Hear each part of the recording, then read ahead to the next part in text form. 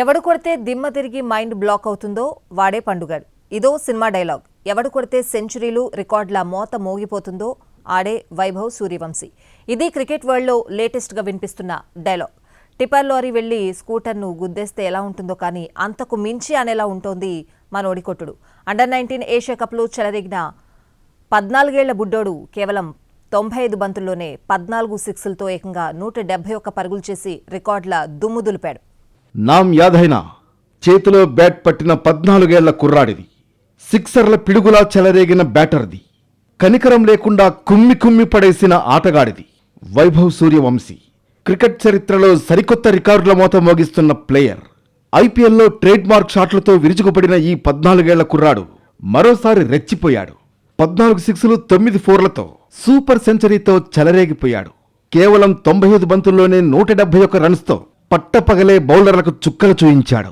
యుఏఈలో ACC under nineteen Asia cup 2025 grand గా start అయింది. Tourney first మ్యాచ్లోనే టీమిండియా యుఏఈతో తలపడింది. ఈ మ్యాచ్లోనే వైభవ్ సూర్యవంశీ బ్యాట్తో మరో సంచలనం సృష్టించాడు.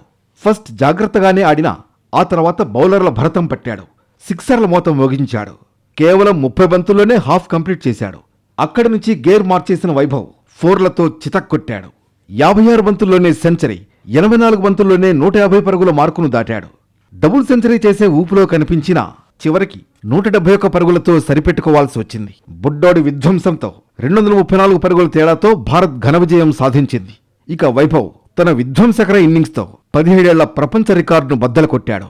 అండర్-19 వన్డే మ్యాచ్లో ఒకే ఇన్నింగ్స్లో అత్యధిక సిక్సర్లు కొట్టిన ఆటగాడిగా Vaibhav Suryavanshi world record create చేశాడు. 2008లో నమీబియాపై ఆస్ట్రేలియన్ ప్లేయర్ మైకేల్ హిల్ 12 సిక్సర్లతో 124 పరుగులు చేస్తే ఆ రికార్డును వైభవ్ సూర్యవంశీ బ్రేక్ చేశాడు. వైభవ్ ఉతికి ఆరేయడంతో భారత్ 50 ఓవర్లలో 6 వికెట్ల నష్టానికి 433 పరుగుల భారీ స్కోర్ చేసింది. ఈ 400+ స్కోర్ అండర్-19 వన్డేల్లో భారత్కు అత్యధికం.